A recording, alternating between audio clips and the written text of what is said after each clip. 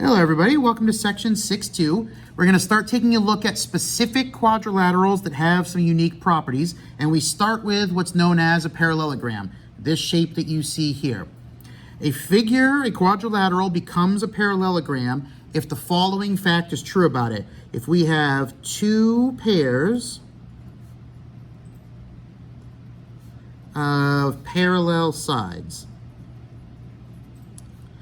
So as a result, if we go look at the picture, we know this first side on the top is parallel to this side on the bottom. And same idea, this slanted side on the left is parallel to this slanted side on the right.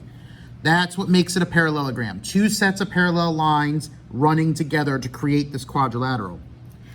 Because of its uniqueness, it ends up with a set of properties that are always true about it. So, the first one, the obvious one, courtesy of its definition, we know for a fact that the opposite sides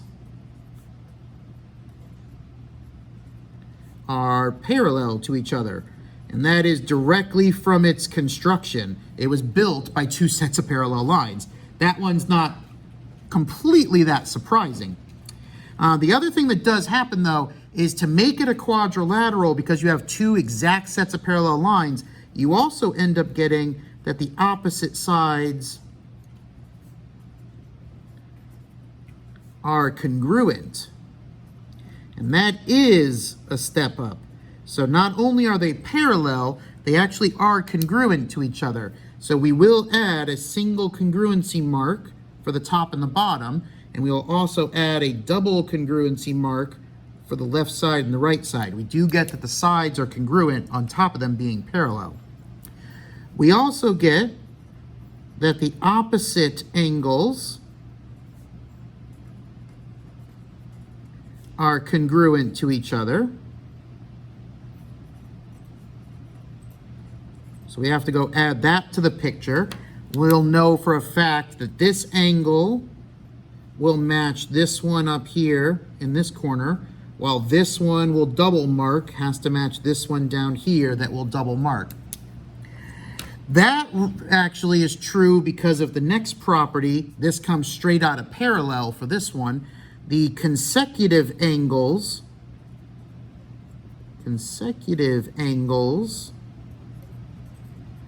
are supplementary. So if we go back to chapter 2 and look at parallel lines, these two angles here on the left are a pair of same side interiors. These two angles on the right are same side interior. But if we turn the picture and use the other set of parallels, we have a pair of same side interior and a pair of same side interior. So you're using the same four angles, but you're using them in different pairings. And as a result, you always get these add up to 180, these add up to 180, and so on as you work your way around the picture. Since they have to be the same angles, it's what makes the ones across from each other, the opposite ones, have to be the same number. You're guaranteed you end up with opposite pairs, and you also know they'll add up to 180 as a collective group. And then last but not least, we also have, if we sketch in the diagonals in this picture, the diagonals of any parallelogram are going to bisect each other and split themselves in half. So we have to actually see it in the picture first, so we will go add that real quick. The diagonals, if we draw them across, so we'll draw dotted lines, the diagonal connecting those 2 points, and the diagonal connecting those 2 points. The diagonals of a parallelogram will split themselves up. So this side will mark triple to that one, and this side will mark 4 times to that one. We're guaranteed these two parts match and these two parts match. They're not necessarily the same exact to each other, though. That's a property you'll see in the next section when we start getting into rhombus, rectangle, and square.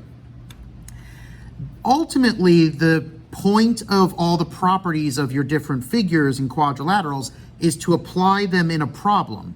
So all we're going to do is start using the same basic thoughts that we see here. We don't have to write them out in words. We're not doing any formal proofs. We're just going to solve some algebra questions based off of the problems that you see. So for our first example here, we have a parallelogram, ABCD. Let's go fill in the values. We could fill them in directly in the answer, but it's easier to see it in the picture. You have 15 on top for AB, so the property that says the opposite sides are congruent puts 15 down here. You have 8 for BC, so you're forced to have 8 here. That takes care of all 4 sides. You have 68 degrees here at angle D. Consecutive angles are supplementary. So if I take 180 and subtract 68, I end up getting 112 for angle A, and then opposite angles are congruent. So this 68 travels over here to B, and this 112 travels down here to C.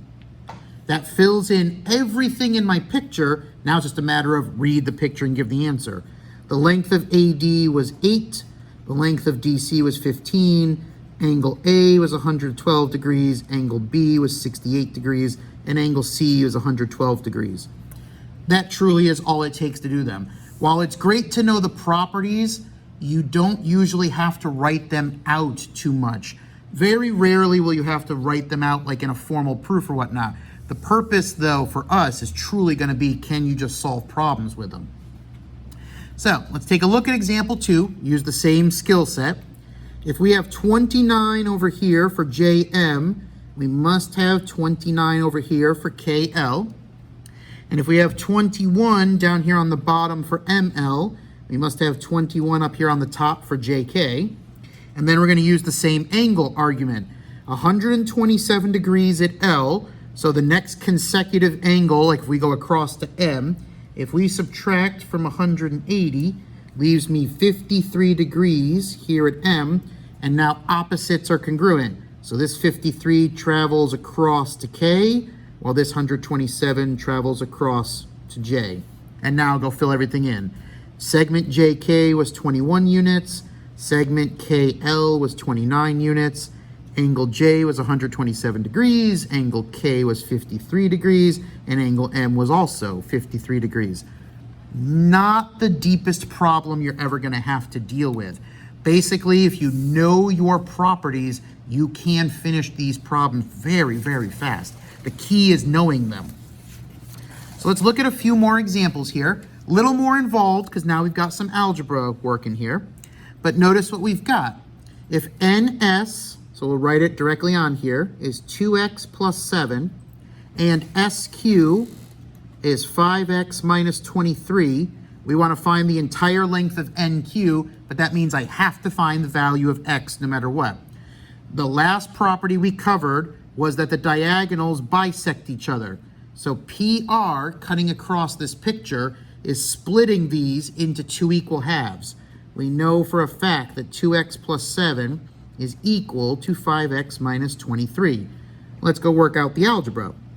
Subtracting 2x from both sides creates the problem 7 equaling 3x minus 23, while adding the 23 to both sides will now make it 30 equaling 3x. We'll go divide the 3 out and get that x is equal to 10.